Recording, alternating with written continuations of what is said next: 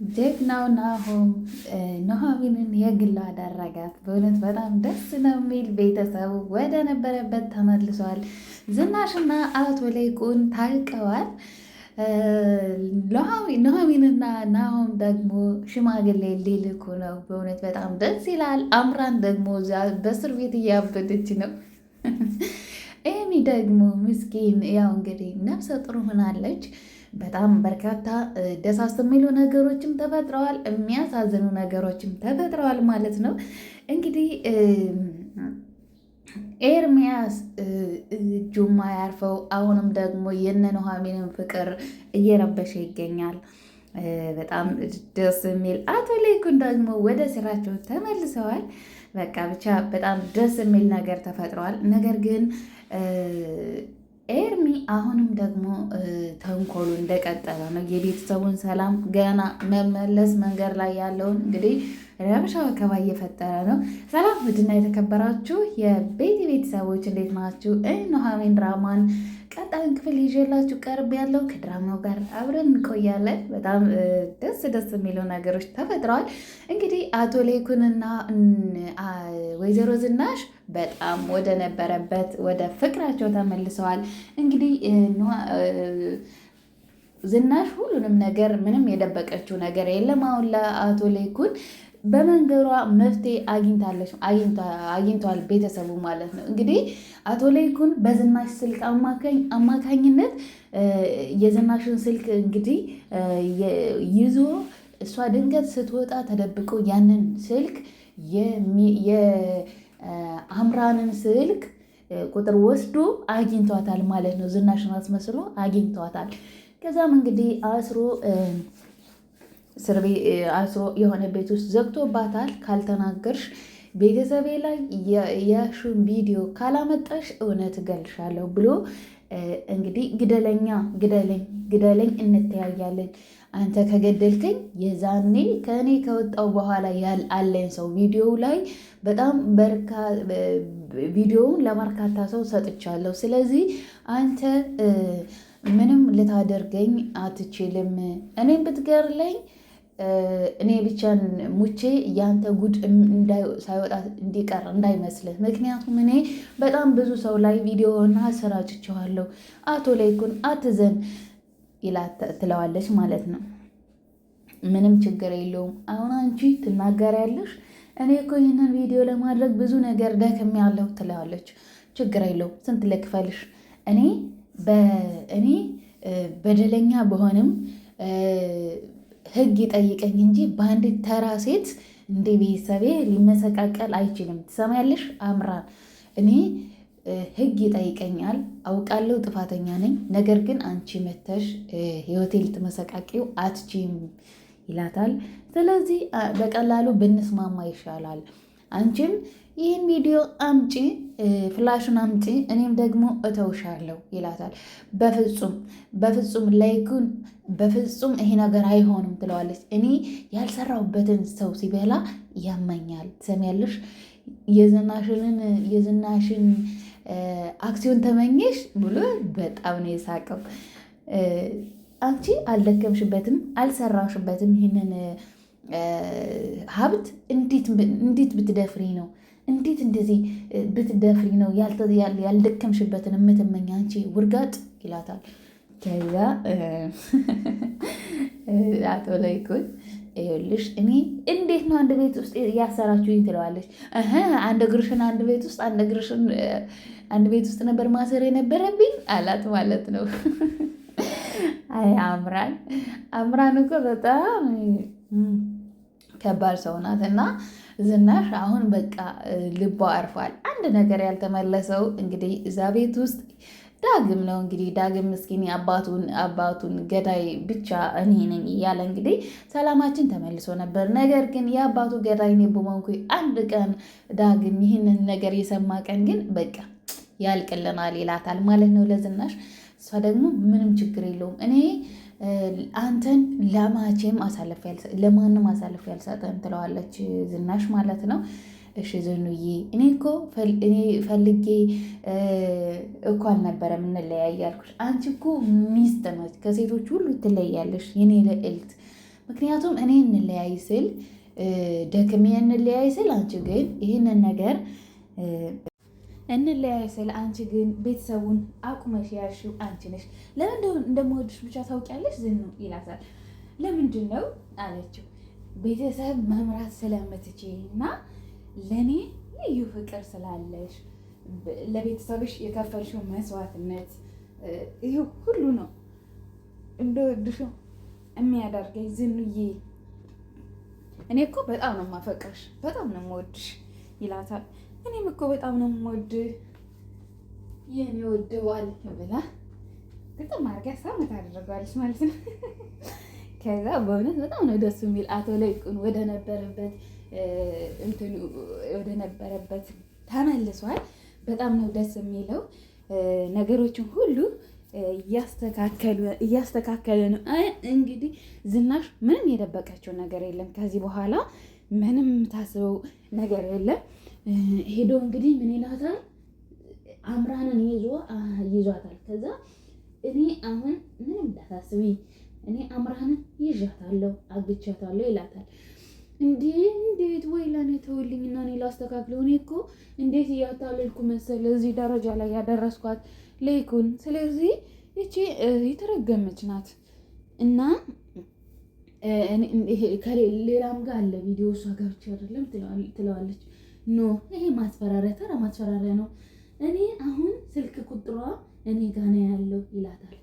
እኔ ጋ ነው ያለው ስልኳ። ስለዚህ ምንም ማን እንደሚደውል ማን እንዳላት ሰው እናውቃለን። ስለዚህ ምንም የሚያሳስብሽ ነገር የለም ዝኑዬ ይላታል። እና ከዚህ በኋላ ህይወታችን ደስ በሚል ሁኔታ ሊቀጥል ነው አለችው ማለት ነው። አዎ ሊቀጥል ነው፣ ህይወታችን ደስ በሚል ሁኔታ ነው የሚቀጥለው ከዚህ በኋላ። ነገር ግን ያው የዳግም ጉዳይ ነው እንትን የሚለን የዳግም ነገር ግን በጣም አሳሳቢ ነው ይላታል ማለት ነው። ምንም ችግር የለውም እሱ ለእኔ ተው፣ መቼም ቢሆን አሳልፌ አልሰጠም ትለዋለች። ዝኑዬ አያሳስብሽ፣ በቃ ምንም ችግር የለውም። አሁን ለእኔ ምንም የደበቅሽ ነገር ስለሌለ ሁሉ ነገር አልቋል፣ አብቅቷል። ዝኑዬ ችግር የለውም የኔ ውድ ሚስት ብሏታል ማለት ነው። እና በሌላ በኩል ደግሞ አቶ ለይኩን ወደነ ናሆሜን ቤት ሄዶ እንግዲህ ሽምግልና ልንልክ ነው ብሎታል ለአቶ ተሰማ። አቶ ተሰማ ደግሞ በጣም ነው ደስ ያሉት፣ በጣም ነው ደስ የሚሉት። ንገረኝ አንተ ንገረኝ ናሆምን እንዳለ ኑሐሚን ደግሞ የኑሐሚን አባት አቶ ተሰማ ደግሞ ናሆም ምን እንዳለ ንገረኝ፣ አቶ ለይኩን ደግሞ ኑሐሚን ምን እንዳለች ንገረኝ እያለ ፍቅራቸው በጣም ነው ደስ የሚለው። በእውነት በጣም ነው ደስ የሚለው የሁለቱ ጓደኛሞች ፍቅር እና ተነጋግረዋል። በቃ እኔማ በጣም በቃ ደስ ብሎኛል በእውነት ጓደኛዬ፣ በቃ ጓደኝነታችን በጣም ሊጸና ነው። በጣም ነው ደስ ያለኝ። ናሆምና ኑሐሚን በቃ ተዋደዋል። ስለዚህ እኛ ደግሞ እኔ አንተም ጓደኛዬ ነህ፣ ወንድሜ ነህ። ስለዚህ በጣም ነው ደስ ያለኝ። በቃ ፍቅራቸው በጣም ነው የሚያስቀናው ማለት ነው። እንግዲህ ኑሐሚን ደግሞ ናሆም ደውለላት ማለት ነው። ናሆም ሲደውልላት እኔ ልደውልለት እሱ ይደውልልኝ እያለች ሁለታቸውም ግራ ተጋብተው ነበር። ከዛ ወንድ ልጅ ቆረጠ፣ ናሆም ይደወለላት ማለት ነው። ስልክሽ እኮ ተይዟል ብለውኝ ነበረ እና ፒክ አረግሻለሁ፣ እመጣለሁ። አሁን በደንብ እምር ጽድት ብለሽ ፏ ብለሽ ጠብቂኝ ይላታል። እሺ ሞዛዛ እያለች ከዛ ለበሳ ፏ ብላ ፈሽ ብላ ልትወጣ ስትል አባዬ መጣው ምናምን ትለዋለች ማለት ነው። አቶ ለይኩን ጋር እያወሩ እያለ ከዛ የት ልትሄጂ ነው የኔ ውድ ልጅ ይላታል።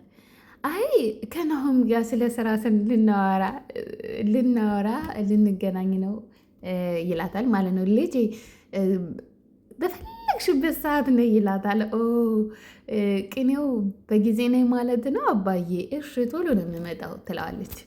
እና እንግዲህ ኑሐሚንና አባቷ በጣም ምንም ለአባቷ የምትደብቀው ነገር የለም። ሁሉ ነገር ጭራሽ እየዘፈነች ነው። ፍቅር ይዞኛል እያለች እየዘፈነች ያለ ከማን ነው መጀመሪያ መሬት እርገጭ ይላታል ማለት ነው አቶ ተሰማ። እንዲ አባዬ እኔ እኮ የአስቴርን ዘፈን ፍቅር ፍቅር ይዞኛል የሚለውን ዝም ብዬ እየዘፈንኩ ነበረ ትለዋለች። አደል በዝም ብለሽ አሁን ንገሪ ይላታል። ከማን ነው ልጄ ልቧን ያሸፈታት ጎረምሳ ማን ነው ይላታል። አሀ አባዬ እኔ ምንም የለም አልኩ እኮ ዝም ብሎ ዘፈን ነው ትለዋለች። አይ አይደለም እኔ በጣም ልጄ አቅሻለሁ ንገሪኝ ይላታል። እሺ እኔ ልገምት እንዳይሆን ያልፈለግኩትን ልገምት ይላታል። እሺ ገምት አባዬ ትለዋለች። እሺ ዳግም አላት ማለት ነው። አይደለም አባዬ ናሆም ነው ትለዋለች። ኦ ነስቲ ቀፍኝ የኔ ውድ ልጅ የኔ ልዕልት ልጅ ብሎ እቅፍ አደረጋት። አሁን ዳግም ነው ናሆም ነው አባዬ ትለዋለች። በጣም ደስ ብሎኛል የኔ ውድ ልጅ አላት። ከዛም በቃ ተገናኙ። ምን አሉ ልክ ስትወጣ ስለ ስራ አይደል ብሎ ተሳሳቁ ማለት ነው። አቶ ለይኩንና አቶ ተሰማ በጣም ነው ደስ የሚለው። እንግዲህ አቶ ለይኩን ወደ ስራ ተመልሶ የቤተሰብ ስብሰባ ማድረግ አለብን ይለዋል ናሆምን። አባዬ ዳግምንም ይጨምራል አለው። ምን አለ ልጄ? አዎ ዳግም የቤተሰቡ አባል አይደለም እንዴ ይለዋል ማለት ነው። እሺ በቃ አባዬ እሺ፣ አሁን ድርጅታችን በጣም ቀንሷል፣ በጣም ቀዝቅዟል። ስለዚህ አሁን በቃ በጣም ወደ አቆልቁላሉ ከፍ ማድረግ አለብን ይለዋል። እሺ አባዬ ምንም ችግር የለውም፣ ድርጅታችን ወደ ነበረበት ቦታ ይመለሳል አባዬ፣ ዋናው አንተ መመለስ ነው። በእውነት በጣም ደስ ብሎኛል አባዬ፣ እንደዚህ ወደ ቀድሞ ስራ ስለተመለስክ በጣም ደስ ብሎኛል አባዬ። እና ድርጅቱ ደግሞ አሁን በቅርብ ጊዜ ውስጥ ወደ ነበረበት ነገር ይደርሳል፣ ይመለሳል አባዬ፣ ምንም እንዳያሳስብ ይለዋል። አዎ የኔ ጀግና ልጅ ናሆሜ፣ እኔ የምልህ ይለዋል ሲያወጣጣው ከኑሐሚን ጋር ምን ላይ ናችሁ?